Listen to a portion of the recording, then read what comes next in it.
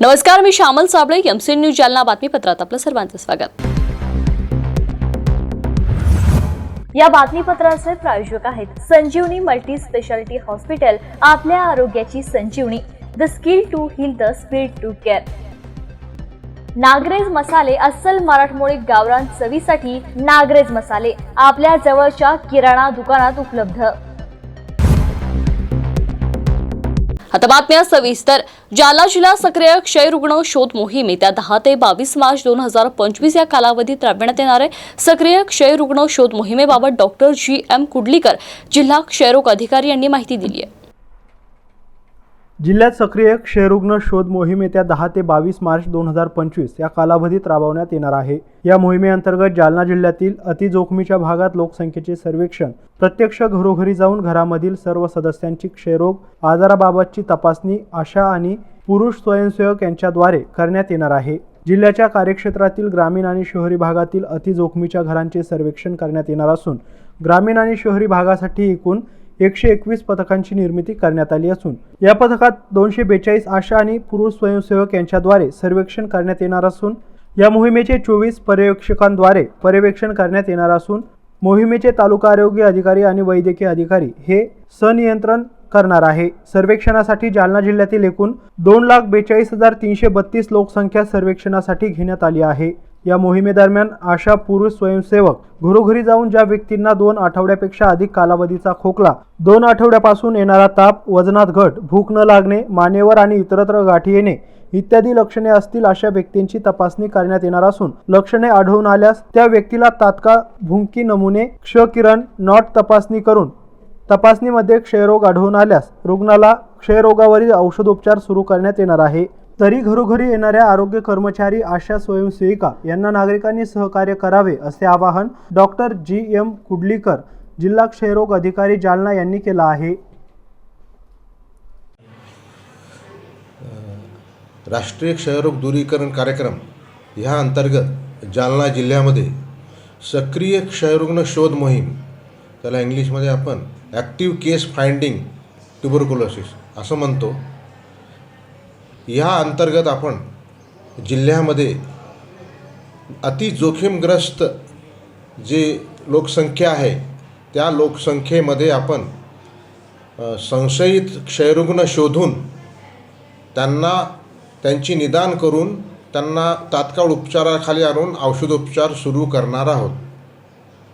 या मोहिमेमध्ये आता ही मोहीम आपल्याला दिनांक 10 मार्च ते 22 मार्च या 10 दिवसाच्या कालावधीत आपण राबविणार आहोत। या मोहिमेमध्ये आपण घरोघरी सर्वेक्षण करणार आहोत, म्हणजे जे अतिजोखमीचे जे लोकसंख्या आहे, जसे की शहरी विभागात म्हणा किंवा ग्रामीण विभागामध्ये जे झोपडपट्टी एरिया आहे, कारखानदारीची जवळपास असणारी काही हे आहेत, रहिवाशी एरिया आहे, त्याच्यानंतर वीटभट्टी, खाणीतील कामगार, अशा या जो भाग आहे त्या लोकवस्तीमध्ये आपण घरोघरी सर्वेक्षण करण्यात येणार आहे। त्यासाठी आपण शहरी व ग्रामीण मिळून जिल्ह्यामध्ये 121 जणाची टीम आपण कार्यरत केलेली आहे। त्या 121 जणांमध्ये एकूण 242 कर्मचारी राहणार आहेत, म्हणजे प्रत्येक टीममध्ये 2 जण राहणार असून त्यात आशा वर्कर असेल, त्यांच्यासोबत स्वयंसेवक असेल, जिथं आशा नाही तिथं MPW असेल आणि एक स्वयंसेवक असेल, असे ह्या 2 जणांची टीम आपण दररोज घरोघरी सर्वेक्षण करणार आहोत। म्हणजे जी अतिजोखमीची लोकसंख्या आहे त्या एरियामध्ये जाऊन सर्वेक्षण करणार आहोत आणि त्या मोहिमेमध्ये जवळपास आपण 10 दिवस असं करणार आहोत की ज्या आरोग्य संस्था आहे, शक्यतो आपण ग्रामीणमध्ये प्राथमिक आरोग्य केंद्र, उपकेंद्र हा भाग निवडलेला आहे आणि शहरामध्ये जो एरिया आहे, झोपडपट्टी एरिया जो, तिथे आपण जाऊन सर्वेक्षण करणार आहेत हे। आणि त्या सर्वेक्षणामध्ये आपण एक अहवाल म्हणजे रिपोर्ट दिलेला आहे। त्या रिपोर्टमध्ये त्याच्यामध्ये टॅली शीट म्हणतो आपण, की रोज 50 घरं त्यांनी करावायची आहेत आणि हे सर्वेक्षण करत असताना त्या घरामध्ये जाऊन क्षयरोगाची लक्षणे, उदाहरणार्थ 2 आठवड्यापेक्षा जास्त कालावधीचा खोकला, वजनात घट होणे, 2 आठवड्यापेक्षा पासून ताप आहे, त्याच्यानंतर अशक्तपणा आहे, छातीमध्ये दुखणे, अशी जी लक्षणे, संशयित लक्षणे आपण म्हणतो क्षयरोगाची, ती समजा आढळल्यास त्यांना तात्काळ जवळच्या आरोग्य केंद्रामध्ये बेडका तपासणीसाठी पाठवणार आहोत. कारण का पेशंट समजा म्हणजे अशक्य असेल जाणे पेशंटला, तर त्याचे आपण 2 बेडका नमुने सॅम्पल आपण डब्बीमध्ये घेऊन जवळच्या नजीकच्या आरोग्य केंद्रात पाठवणार आहोत. अशी ही मोहीम 10 दिवसाची असून ह्या मोहिमेचा वेळ आहे, म्हणजे हे जे घरोघरी सर्वेक्षण करण्यात येणार आहे, शक्यतो उन्हाळ्याची मौसम लक्षात घेता सकाळी 7 ते दुपारी 12पर्यंत, म्हणजे कडक ऊन लागण्याच्या अगोदरच सर्व कर्मचाऱ्यांनी टीमनी सर्वेक्षण करावे असे आम्ही सूचना केलेल्या आहेत. याच्यामध्ये ह्या सूचना आम्ही ज्या निर्गमित केलेल्या आहेत ते आपले जिल्हा शल्य चिकित्सक तसेच जिल्हा आरोग्य अधिकारी यांच्या सहकार्याने आपण ही मोहीम राबवणार आहोत. त्यांच्या आपण स्वाक्षरीने सूचना निर्गमित केलेल्या आहेत. अशा प्रकारे ही मोहीम यशस्वी करणे हे सर्वस्वी नागरिक तसेच जे इतर जे स्वयंसेवी संस्था किंवा खाजगी संस्था जे काही आहेत त्यांनी यशस्वी केल्यास जास्तीत जास्त जे लपून राहिलेले आहेत कुष्ठरोग क्षयरुग्ण ते उपचाराखाली येऊन त्यांना नियमित औषधोपचार मिळेल. एकात्मिक बाल विकास सेवा योजना जिल्हा परिषद जालना व आरोग्य विभाग जिल्हा परिषद जालना यांच्या संयुक्त विद्यमाने बाल विकास प्रकल्प अधिकारी, विस्तार अधिकारी, पर्यवेक्षिका यांचे प्रशिक्षणाचे आयोजन करण्यात आले होते. या प्रशिक्षणाला मोठा प्रतिसाद मिळाला. एकात्मिक बाल विकास सेवा योजना जिल्हा परिषद जालना आणि आरोग्य विभाग जिल्हा परिषद जालना यांच्या संयुक्त विद्यमाने बाल विकास प्रकल्प अधिकारी, विस्तार अधिकारी, व पर्यवेक्षिका यांच्या प्रशिक्षणाचं आयोजन आज जिल्हा परिषद येथील कैलासवासी यशवंतराव चव्हाण सभागृहात घेण्यात आले. यामध्ये प्रधानमंत्री मातृत्व वंदन योजनेविषयी कार्यशाळेचं आयोजन करण्यात आलं होतं. यावेळी बाल विकास अधिकारी कोमल कोरे आणि जिल्हा परिषद जिल्हा आरोग्य अधिकारी जयश्री भुसारे यांच्या मार्गदर्शनाखाली प्रशिक्षणाचं आयोजन करण्यात आलं होतं. यामध्ये उपस्थित महिलांना मातृत्व वंदना योजनेविषयी माहिती देण्यात आली आहे. आपण एकाच खेपेचा लाभ देणार आहोत. पहिले अपत्याचा तो म्हणजे 5,000 रुपयाचा. ठीक आहे. जर एखाद्या अपत्याला पहिल्यांदा जर एकच अपत्य झालं आणि दुसऱ्यांदा मात्र जुळे झाले, तर त्या जुळ्यामध्ये एक मुलगी कंपल्सरी पाहिजे. दोन्ही मुली असल्या तरी आपण 6,000 रुपये देणार आहोत. जुळ्यामध्ये एक मुलगा एक मुलगी झाले तरी आपण 6,000 रुपये देणार आहोत. जर दोन्ही मुलं झाले तर आपण लाभ देणार नाही. समजलं? परत एकदा, जर एखाद्या लाभार्थ्याला पहिल्यांदा प्रसूतीच्या वेळेस तिला एकच अपत्य झाले, मात्र दुसऱ्या खेपेच्या वेळेस त्याला 2 अपत्य झाले, त्याच्यामध्ये एक मुलगी कंपल्सरी पाहिजे, तरच आपण 6,000 रुपयाचा लाभ देणार आहोत. जर दोन्ही मुली झाल्या तरी सुद्धा आपण दुसऱ्या खेपेच्या लाभार्थ्याला आपण 6,000 रुपये देणार आहोत. ठीक आहे. ह्याला ना जातीची अट आहे ना एरियाची अट आहे. ह्या योजनेमध्ये अट आहे ती म्हणजे 8 लाखाच्या उत्पन्नाची. जे नॉन टॅक्स पेएबल महिला असतील त्या महिला ह्या योजनेसाठी पात्र राहतील. अपात्र महिला, ज्या महिला वर्किंग वुमन आहेत, ज्या काम करणाऱ्या महिला आहेत, ज्या महिलांना प्रसूती कालावधीचं कोणत्या तरी नियमानुसार वेतन मिळतं. प्लास्टिकचा वापर होळीसारख्या सणांमध्ये नागरिकांनी करू नये असे आवाहन अतिरिक्त आयुक्त प्रियंका राजपूत यांनी केले. या आठवड्यामध्ये होळी आणि रंगपंचमीचा सण येत आहे. जालना शहरात प्लास्टिकच्या पिशव्यांचा वापर जास्त प्रमाणात केला जातो. जवळपास 80% कचऱ्यामध्ये प्लास्टिकच्या पन्न्या, प्लास्टिकचे कप, प्लास्टिक पिशव्या दिसून येतात. या प्लास्टिकमुळे आपल्या आरोग्याला घातकता निर्माण झाली आहे. त्यामुळे सर्व नागरिकांना महानगरपालिका प्रशासनाच्या वतीने विनंती करण्यात येत आहे की होळीच्या सणामध्ये प्लास्टिकचा वापर करू नये. होळीच्या सणामध्ये काही लहान मुले प्लास्टिकच्या पिशव्यांमध्ये पाणी किंवा रंग भरून त्याचे फुगे करून होळी सणाच्या पार्श्वभूमीवर एकमेकांना फेकून मारतात. त्यामुळे सर्व पालक आणि मुलांना विनंती करण्यात येते की अशा प्रकारे प्लास्टिकचा वापर करू नये असं आवाहन महानगरपालिका प्रशासनाच्या वतीने करण्यात आलंय. नमस्कार, मी प्रियंका राजपूत, अतिरिक्त आयुक्त जालना शहर महानगरपालिका. आपल्याला सगळ्यांनाच माहिती आहे की या आठवड्यात होळी आणि रंगपंचमी हे आपले अतिशय महत्त्वाचे सण येत आहेत. जालना शहरात फिरताना माझ्या असं लक्षात आलं आहे की जालना शहरात प्लास्टिकच्या पिशव्या यांचा वापर फार मोठ्या प्रमाणात होतो आहे.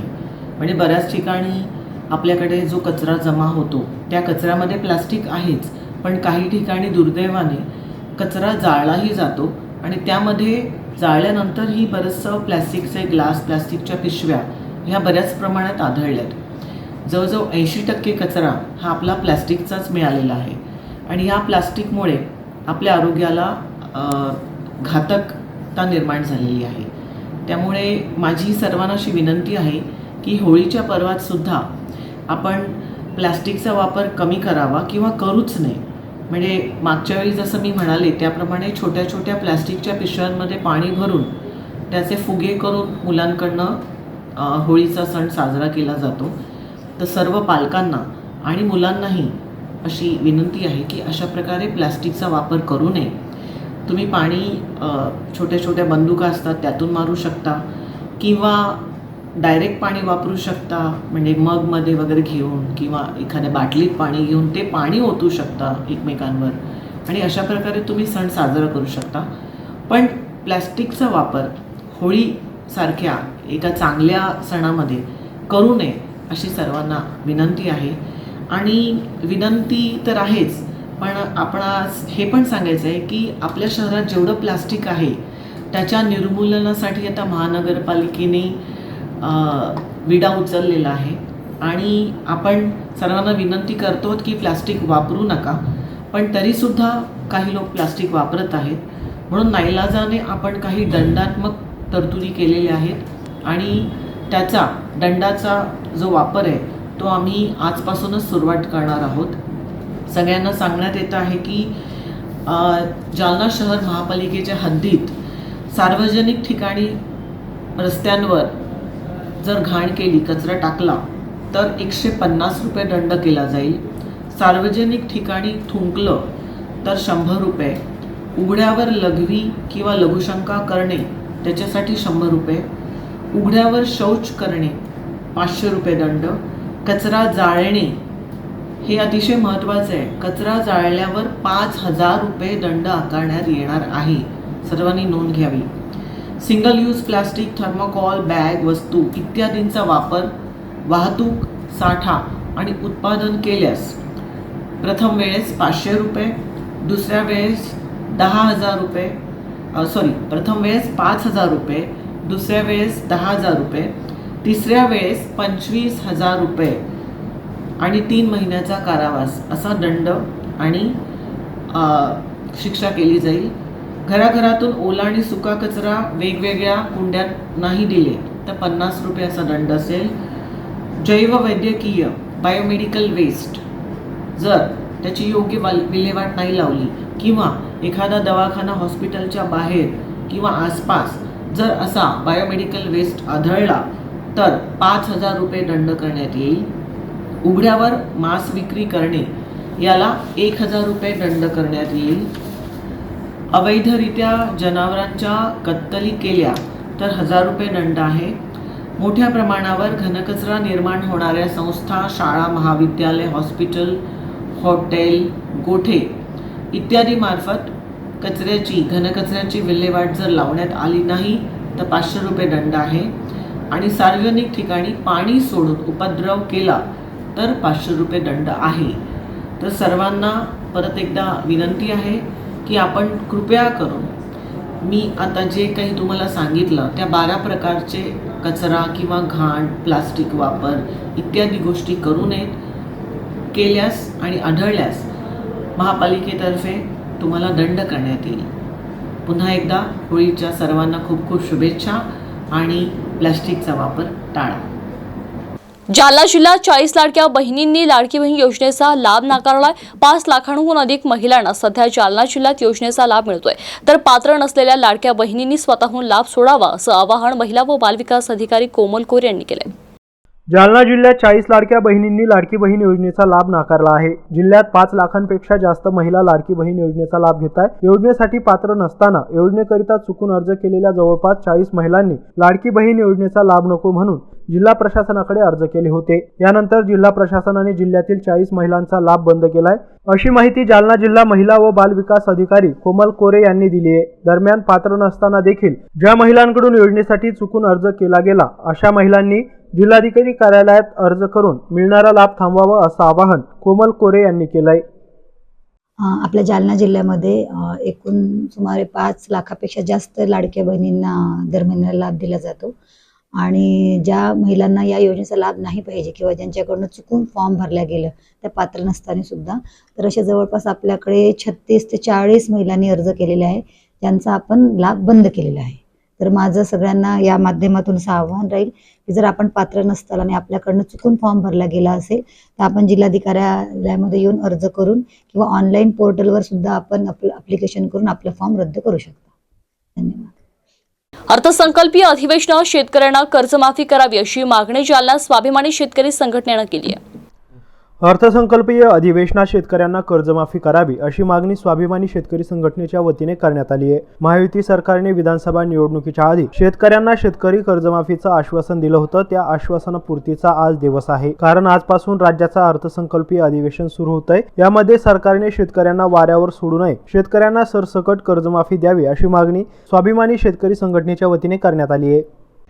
आज राज्याचा अर्थसंकल्प सादर होतोय. महायुतींच्या नेत्यांनी निवडणुकीच्या काळामध्ये आश्वासन दिलं होतं की शेतकऱ्यांची कर्जमाफी करू. आज त्या आश्वासन पूर्तीचा दिवस खऱ्या अर्थानं होईल, या अधिवेशनात शेतकऱ्यांची संपूर्ण कर्जमाफी करून शेतकऱ्यांचा 7/12 कोरा करावा आणि आपल्या आश्वासनाची पूर्ती करावी. शेतकऱ्यांनी त्यांच्या आश्वासनाला भरभरून प्रतिसाद देत या महायुतीच्या अनेक आमदारांना भरघोस मतांनी निवडून दिलं. त्यामुळं भक्कम बहुमतात हे सरकार स्थापन झालं. शेतकऱ्यांनी दिलेली साथ या सरकारने विसरू नये आणि शेतकऱ्यांची संपूर्ण कर्जमाफी करून शेतकऱ्यांना दिलासा देण्याचं काम या सरकारने करावे अशी मागणी आम्ही स्वाभिमानी शेतकरी संघटनेच्या वतीने करत आहोत.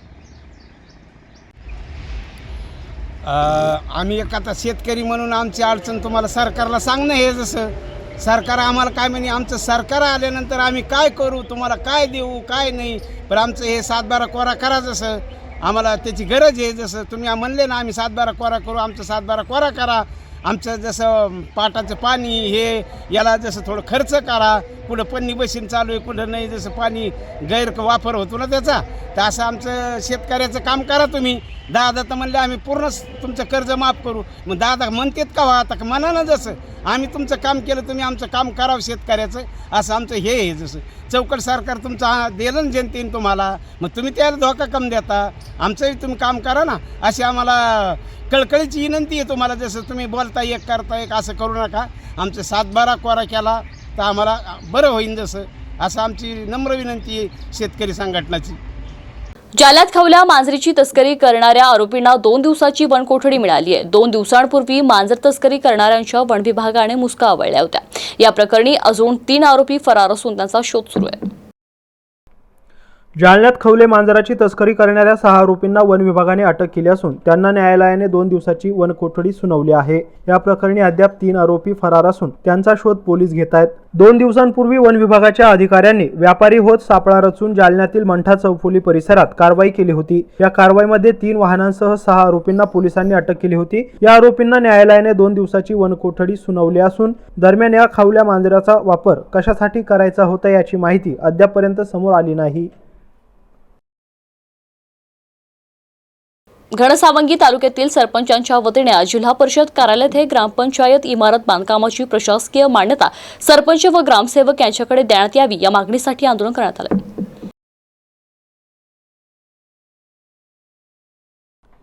घनसावंगी तालुक्यातील विविध ग्रामपंचायतीसाठी ग्रामपंचायत इमारत बांधकामाची प्रशासकीय मान्यता या केवळ ग्रामपंचायतीचे सरपंच ग्रामसेवक यांच्याकडेच हस्तांतरित करण्यात याव्या या मागणीसाठी आज घनसावंगी तालुक्यातील सरपंचांनी जिल्हा परिषद प्रशासनाला चांगलेच धारेवर धरले होते. आज सकाळी जिल्हा परिषद कार्यालयासमोर घोषणाबाजी देत पंचायत विभागाचे मुख्य कार्यकारी अधिकारी अंकुश चव्हाण यांनी सरपंचाची भेट घेऊन आम्हाला प्रशासकीय मान्यता द्याव्या किंवा पोलिसांच्या हवाली करा असा पवित्रा घेतला. तसेच प्रमुख कार्यकारी अधिकारी अंकुश चव्हाण यांच्या कार्यालयात ठाण मांडून बसले होते. हा प्रश्न लवकर निकाली न लागल्यास पुढील काळात त्यांच्या दालनासमोर उग्र आंदोलन करण्याचा इशारा देखील यावेळी सरपंच समितीने दिलाय। यावर उपमुख्य कार्यकारी अधिकारी यांनी प्रभारी जिल्हा परिषदेचे मुख्य कार्यकारी अधिकारी शिरीष बनसोडे यांच्याशी चर्चा करून लवकरात लवकर प्रश्न सोडवू असं आश्वासन दिलंय। यावेळी घनसावंगी तालुक्यातील सरपंच, उपसरपंच, माजी जिल्हा परिषद सदस्य, पंचायत समिती सदस्य उपस्थित होते। हे गाव असतात आणि बरं ठीक आहे। माझं नाव रामप्रसाद सांगळे, सरपंच आंतरवाली राठी। ग्रामीण भागाच्या विकासाचा कणा हा खेडेगाव असतात आणि ज्या ज्या गावांना ग्रामपंचायत इमारती नाही तिथून गावाचा कारभार चालवण्यासाठी इमारती नसलेल्या गावांना मागच्या वेळेस माननीय आमदार भैयासाहेब यांनी प्रयत्न करून इमारती मंजूर केल्या आणि पूर्ण ग्रामपंचायतीचे प्रस्ताव BDO साहेबाच्या माध्यमातून जिल्हा परिषद जालना इथे आम्ही दाखल केले संपूर्ण कागदासहित। परंतु इथं आल्यानंतर असं वाटायला लागलं की त्या इमारती प्रत्येक गावच्या सरपंचांना मिळाल्या पाहिजे आणि त्यांनी ते कामं केले पाहिजे अशी मी तुम्हाला विनंती करतो। मग काय अडचण आहे? अडचण आता जिल्हा परिषद शिवसाहेबाला तुमची काय अडचण आहे? ते ग्रामपंचायत इमारती आहे आम्हाला मिळायला पाहिजे। हां, प्रशासकीय मान्यता आहे सरपंचाला मिळाल्या पाहिजे। त्या सध्या कोणाला मिळते का मिळत नाही? काय अडचण नाही आता त्याच्या संदर्भात शिवसाहेब किंवा डेप्टी शिवसाहेब सांगतात। हो मी घोडेगाव सरपंच विषय इमारती संदर्भात गेल्या खूप दिवसापासून ठराव वारंवार देऊन ऑफिसचा बी ठराव देऊन मंजूर केलेल्या इमारती दिल्याच्या नंतर आपल्या ग्रामपंचायतच्या लेवललाच त्याचं टेंडर व्हायचं म्हणजे परमा भेटायला पाहिजे होत्या, ते काही भेटलेलं नाही। त्याच्यामुळे इथं आज जिल्हा परिषद शिवसाहेब यांच्याकडे आलेलो आहे। मागणी काय आहे तुमची? मागणी आमची इमारतीचे जे परमा आहे ते प्रत्येक सरपंच लोकांना भेटणे द्यावं एवढीच मागणी। ते कोणत्या आमदार किंवा कोणच्याकडे जाऊ नये, ते ग्रामपंचायतनंच मंजूर केलेले ठराव देऊन त्याच्यामुळे ती ग्रामपंचायतलाच इमारत भेटण्यात यावी एवढीची विनंती। परमा घोडेगाव, नाव सांगा। गजानन बळीराम खांडेबराड। काय विषय तुमचा आजचा? आमचा विषय घनसावंगी मतदारसंघामध्ये मागील काळात अनेक ग्रामपंचायतींना स्वतःची इमारत नव्हती म्हणून ग्रामपंचायतीचे ठराव घेऊन शासनाकडे पाठवले आणि त्या माध्यमातून ज्या गावाला ग्रामपंचायतीची इमारत नाही अशा गावांना इमारत मंजूर झाल्या। परंतु मधल्या काळामध्ये विधानसभेचे इलेक्शन चालू होते आणि त्या इलेक्शनमध्ये काही सरपंचही प्रचारामध्ये व्यस्त होते म्हणून जिल्हा परिषदला ते आले नाही। नंतरच्या काळात काही फेरबदल झाले आणि त्या फेरबदलामध्ये काही लोकप्रतिनिधी नव्याने निवडून आले आणि त्यांनी त्या नेल्याची चर्चा आमच्या घनसावंगी तालुक्यामध्ये आहे। तर आमचं या सरपंच लोकांचं आम्ही प्रतिनिधी म्हणून आमचं एकच शासनाला प्रशासनाला म्हणणं आहे की ज्या हक्काच्या प्रशासकीय मान्यता आहेत त्या ग्रामपंचायतीला आपण यांनी दिल्या पाहिजेत, लोकप्रतिनिधीकडं न देता ज्या त्या ग्रामपंचायतीला त्या दिल्या पाहिजेत। या मागणीसाठी आम्ही अनेक सरपंच घेऊन या ठिकाणी आलेलो आहोत। काही महिला सरपंच आमच्या सोबत आहेत परंतु त्या आज चेंबरमध्ये जागा नसल्या कारणाने महिला सरपंच बाहेर बसलेले आहेत आणि त्यांचे पती आहेत, प्रतिनिधी आहेत, उपसरपंच आहेत, ग्रामपंचायत सदस्य आहेत, माजी आरोग्य सभापती आहेत, अनेक आमचे सगळे सहकारी आम्ही या सरपंच संघटनेच्या सोबत आहोत। जोपर्यंत प्रशासन आम्हाला या प्रमाणात देत नाही तोपर्यंत आम्ही या उपमुख्य कार्यकारी अधिकारी पंचायत यांच्या कॅबिनमधून उठणार नाहीत। विद्यमान आमदाराकडून काही त्रास होतोय का तुम्हाला? नाही, त्रास वगैरे नाही, परंतु गेल्या 25 वर्षामध्ये ज्या प्रमाणात थेट ग्रामपंचायतीला यायच्या त्या आता कुठंतरी अधिकारी सांगतायत की आमच्याकडं नाहीत, म्हणजे उडाउडीची उत्तर आम्हाला मिळतात म्हणून आम्ही तो जॉब विचारण्यासाठी इथे आलेलो आहोत। हा विषय फक्त घनसावंगी मतदारसंघातच आहे की इतर मतदारसंघात पण आहे? बाकीचं काही सांगता येणार नाही, माहिती घेऊन सांगू। तुमच्या आता संघटनेत आलेले आहे? हो, इतर मतदारसंघातले पण आहे का? नाही, इतर मतदारसंघातला तर आम्हाला सांगता येणार नाही, परंतु आमच्या मतदारसंघातले जे आता आज 25-30 सरपंच आमच्यासोबत आहेत की त्यांनी पंचायत समितीला गटविकास अधिकारी यांच्याकडे जाऊन प्रमाची मागणी केली तर त्यांनी कुठलंही उत्तर न देता की आमच्याकडं नाही, बघू, नंतर देऊ, ईमेल पाठवू, अशा पद्धतीनं त्यांनी सांगितलं. म्हणून आम्ही एक सगळ्या घनसावंगी मतदारसंघातले 30-35 गावचे सरपंच मिळून या ठिकाणी आलेलो आहोत. A2Z इंग्लिश स्कूलमध्ये विज्ञान प्रदर्शनाचं आयोजन करण्यात आलं होतं. यावेळी विद्यार्थ्यांनी एकापेक्षा एक असे विज्ञान प्रयोग बनवून सादरीकरण केलंय. शहरातील जुना जालना येथे इन्कम टॅक्स कॉलनीतील A2Z इंग्लिश स्कूलमध्ये विज्ञान प्रदर्शनाचं आयोजन करण्यात आलं होतं. इंग्लिशमध्ये 1ली ते 5वी पर्यंतच्या सर्व विद्यार्थ्यांनी विज्ञानाचे वेगवेगळे प्रयोग करत प्रात्यक्षिके दाखवण्याचा प्रयत्न केला. या विज्ञान प्रदर्शनाच्या अध्यक्षस्थानी आयकर विभागाचे अधिकारी राजेंद्र घोडके आणि त्यांच्या पत्नी अलका राजेंद्र घोडके हे होते. तसेच मुलांच्या विज्ञान प्रदर्शनाचे आविष्कार पाहून शिक्षकांसह उपस्थितांनी विद्यार्थ्यांचे कौतुक केले.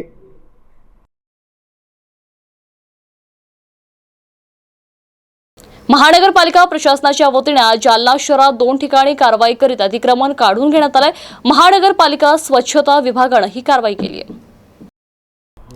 आज जालना महानगरपालिकेच्या वतीने आयुक्त संतोष खांडेकर आणि अतिरिक्त आयुक्त प्रियंका राजपूत यांच्या मार्गदर्शनाखाली जालना शहरात 2 ठिकाणी अतिक्रमण हटाव मोहीम राबवण्यात आली. त्यामध्ये नागेवाडी येथील DP रोडवरील अतिक्रमण निष्कासित करण्यात आले आणि त्याचबरोबर भोकरदन नाकाजवळील जेथलिया हॉस्पिटल समोरील रॉनी क्रिकेट टर्फचे बांधकाम हे अनधिकृत होते, जेणेकरून या रॉनी क्रिकेट टर्फने कुठली परमिशन न घेता हे बांधकाम केले होते आणि नेट शेड उभारले होते. हे प्रकरण लोकशाही दिनामध्ये प्रलंबित होते. त्यामुळे या संदर्भात आज कारवाई करत रॉनी क्रिकेट टर्फ नेट शेडचे अतिक्रमण काढून घेण्यात आले. आज रोजी ही अतिक्रमण हटाव कारवाई करण्यात आली आहे. महानगरपालिकेच्या सहाय्यक आयुक्त सुप्रिया चव्हाण, स्वच्छता विभाग प्रमुख पंडित पवार, स्वच्छता निरीक्षक अशोक लोंढे, शोएब खान, विलास गावंडे, सतीश पांजगे, हरिहर चांदोडे, राधेश्याम लोखंडे, अरुण वानखेडे, निलेश शंकर पेल्ली, रवींद्र कल्याणी आणि इतर स्वच्छता कर्मचाऱ्यांच्या वतीने करण्यात आली आहे. काय कारवाई?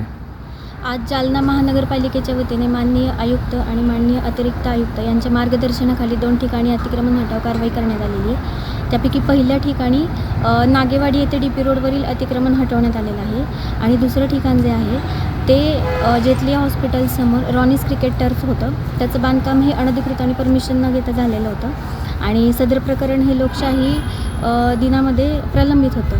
ते अतिक्रमण जे आहे ते आज हटवण्यात आलेलं आहे आणि सध्या त्याचं जे स्ट्रक्चर आहे ते काढणं सुरू आहे.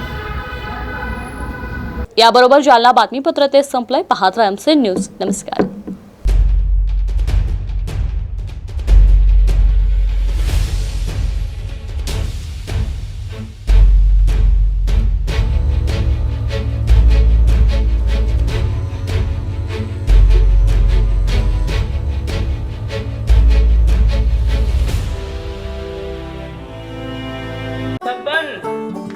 आपको कलेक्टर साहिबा के हाथों से इनामी घर मिल रहा है. आपका घर बहुत सुंदर होगा ना? अरे नहीं बेटा, हम तो बहुत छोटे आदमी हैं। चाचू डोंट वरी, मैं बड़ी होकर आपके लिए और सबके लिए मजबूत और सुंदर घर बना के दूंगी. कालिका सरिया लाना मत भूलना. कालिका TMT सरिया कंक्रीट से करे मजबूत जोड़ और भूकंप, संग, आग से लड़कर घर को दे दीर्घायु. कालिका सरिया मैं भूली नहीं. बेटिया आप कलेक्टर. कालिका TMT, फैसला जो मजबूत हो.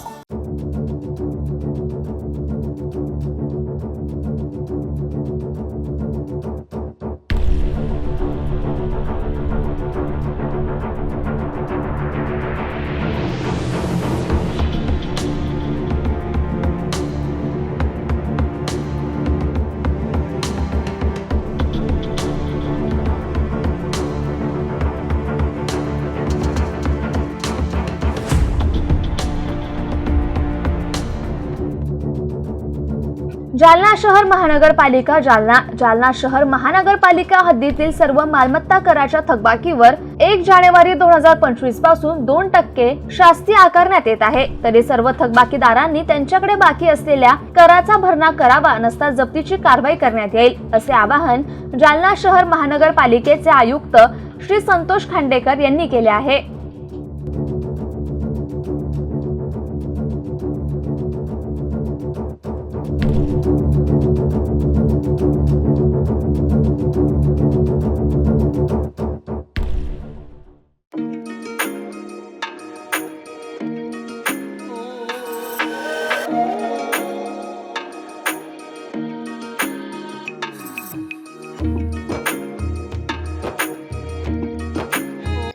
उच्चतम वर्ग कृषी उत्पन्न बाजार समिती जालना, श्री छत्रपती शिवाजी महाराज बाजार संकुल भोकरदन देऊळगाव राजा रिंग रोड नवीन मोंढा जालना उपबाजारपेठ रामनगर नेर सेवली महाराष्ट्रातील अग्रगण्य बाजारपेठेची काही ठळक वैशिष्ट्ये.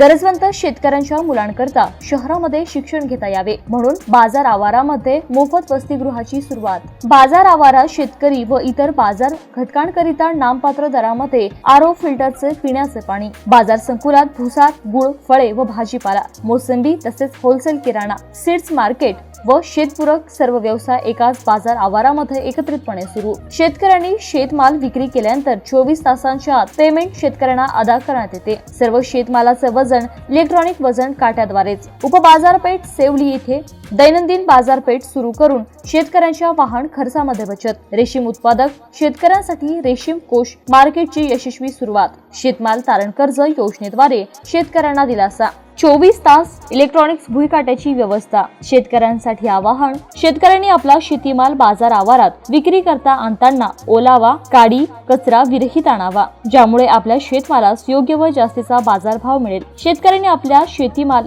बाजार समितीच्या बाजार आवारात विक्रीसाठी आणावा आणि खासगी व्यापाऱ्यांकडून आपली होणारी फसवणूक टाळावी. शेतकऱ्यांनी शेतमाल विक्री केल्यानंतर आपली शेतकरी पट्टी तपासून पाहावी. नियमाविरुद्ध इतर कोणतीही कपात झाल्याचं निदर्शनास आल्यास बाजार समितीशी संपर्क साधावा. मुख्य प्रशासक माननीय आमदार श्री अर्जुनराव पंडितराव खोतकर, उपमुख्य प्रशासक माननीय श्री भास्करराव मुकुंदराव दानवे, सचिव मोहन कन्हेराम राठोड, प्रशासकीय मंडळी सर्व श्री माननीय आमदार अरविंद बाजीराव चव्हाण, राहुल गोवर्धन गवारे, कालिंदा कैलास ढगे, तुकाराम कमळाजी खरजुले, नरसिंग गणेशराव गोरे, संदीप विठ्ठलराव वाघ, भगवान रामदास अंभोरे, रशीद पहलवान, ज्ञानेश्वर उत्तमराव शेजूळ, सहदेव बाबासाहेब मोरे, आलम खान, मुनीर खान पठाण, संतोष उत्तमराव मोहिते, राजेश रामभाऊ राऊत, विष्णू माणिकराव पाचफुले.